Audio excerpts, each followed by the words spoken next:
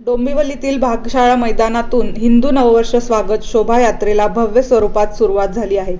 या शोभायात्रेत शेकडो महिला आणि तरुणाई पारंपरिक वेशभूषेत सहभागी झाली असून ढोल ताशांचा गजर, लेझिम, वारकरी संप्रदाय यांचा जोरदार उत्साह पाहायला मिळत आहे। संभाजी महाराज, छत्रपती शिवाजी महाराज, साईबाबा, विठ्ठल यांच्या वेशभूषेत लहानग्यांपासून वयोवृद्धांपर्यंत सर्वांचा उत्स्फूर्त सहभाग आहे। यात्रेत 14 ढोल पथकांसह 80हून अधिक सामाजिक संस्था सहभागी झाल्या असून पर्यावरण जनजागृतीसाठी विशेष संदेश दिला जात आहे।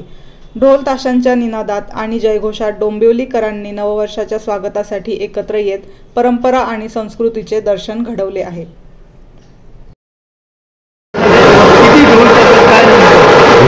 हिंदू नववर्ष स्वागत यात्रेच्या निमित्ताने डोंबिवलीकरांनी ही परंपरा सुरू केलेली आहे। त्याचा यंदा 27वा वर्ष आहे आणि अतिशय आनंदपूर्ण आणि जोशपूर्ण वातावरणामध्ये संपूर्ण गावामध्ये गेले 4-5 दिवस कार्यक्रम चालू आहेत। आज देखील सकाळी माननीय आयुक्त महोदयांच्या हस्ते इथे गणेशाची महापूजा झाली, पंचांग वाचन झालं, रामाची पूजा झाली आणि आता पालखी पूजन आणि गुढी उभारणी करून आपण या पालखीला सुरुवात करणार आहोत। डोंबिवली पश्चिमेला साधारण 7 वाजता ही पालखी निघेल आणि तिथून संपूर्ण गावामध्ये फिरून या पालखीचा समारोप 10:30 ते 11 वाजता होईल।